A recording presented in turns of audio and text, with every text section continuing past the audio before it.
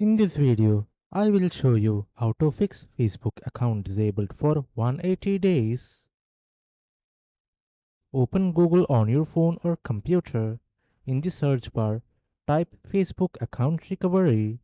Look for an option that says recover your Facebook account.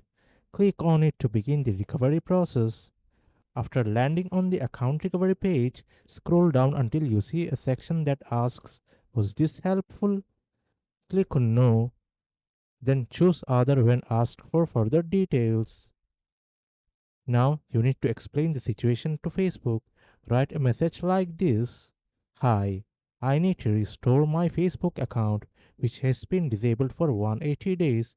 I believe this was done in error as I have not violated any of Facebook's community guidelines.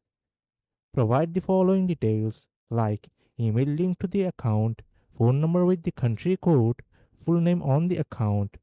Double check all the details are correct before submitting." After submitting the request, Facebook will review your case. Expect a response within 24 to 48 hours.